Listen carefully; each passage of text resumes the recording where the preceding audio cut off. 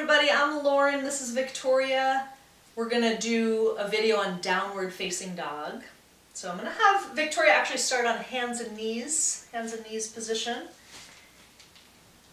And from the hands and knees, she'll make sure that her hands are wide and the palms are pressing and the fingers are spreading, and then drop the head. So as she drops her head, you can see her arms are still long, and she's just going to take a big breath here and exhale. Now she'll keep her arms long and start to move with the spine. On the inhale, take cow pose, lift the chest and the chin.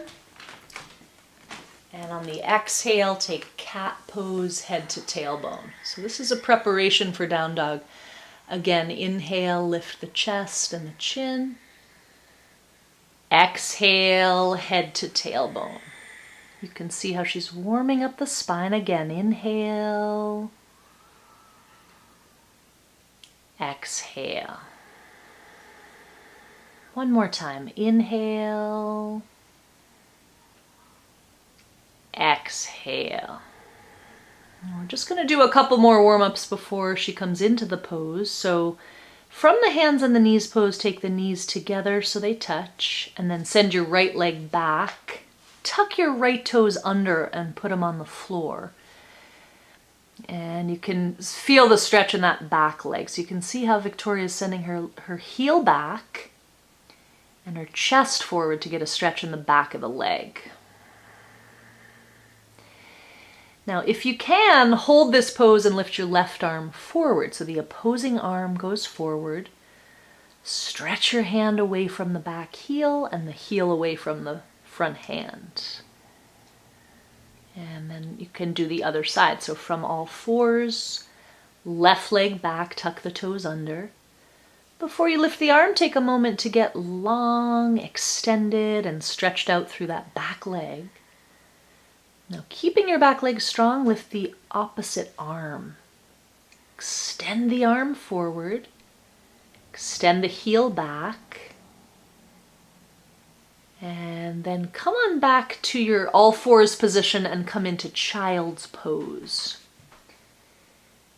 Now, Victoria is a yogi. She's very flexible, so she can put her head right down on the floor. And she can put her bum right down on her heels or thereabouts. But if you're a person that has a hard time getting the head down to the floor, it's a good idea to use a pillow underneath your head. And then you just do the best you can from there. So you extend your whole spine. In this posture, we use it to get ready for downward facing dog because it stretches out the spine and the legs and the shoulders. Take another breath there in your child's pose. And then move back to your all fours position. Now again, you can look at the hands, make sure your hands are spread out. Keep the arms straight like Victoria's doing, and we're going to roll over your feet, come up into downward facing dog. Now what you see Victoria doing is a beautiful example of the pose. You can see that her body is essentially in an upside down letter V position, and that's exactly what you want. If you're new to this pose, it might be very strange feeling. It can feel awkward in the shoulders, but it's really good way to open up the upper back and the shoulders. Now stay in the pose for another moment and press your hands down in such a way that you can push your chest towards your legs. Press your chest towards your legs.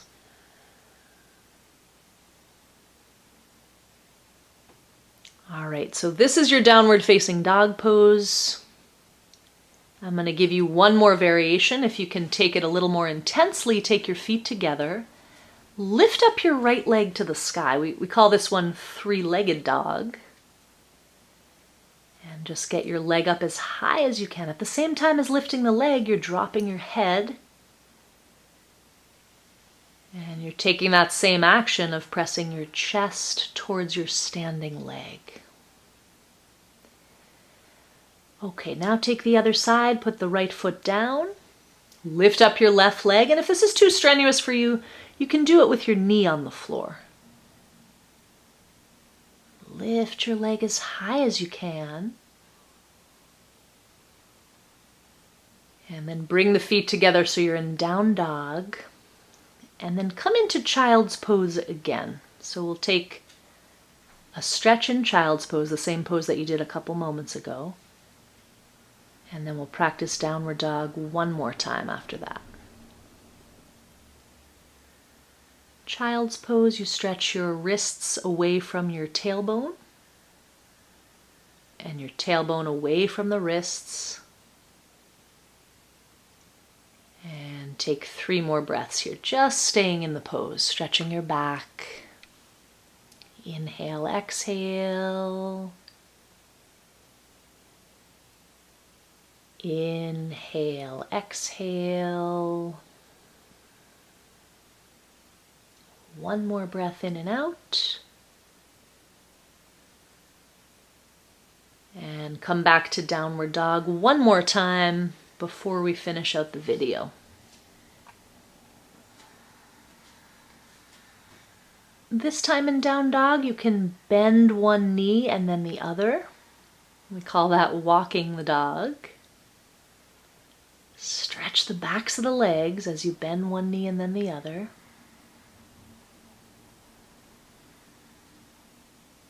And then stop the action of the legs and just hold the pose. Now, the aim of the pose is to get your heels to the mat, but the reality is most people are never going to get their heels to the mat as long as they practice yoga.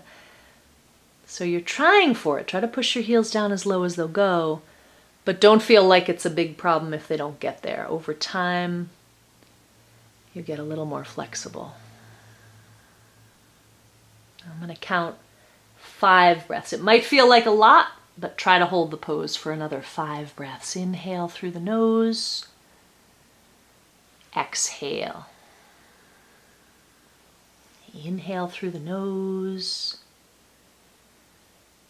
Exhale. Number 3, stay with it, especially when it gets hard. Stay with it. This will open up your back and your shoulders. Inhale. And just one more time. Inhale. And exhale. You can put the knees down. And that's it. Downward facing dog.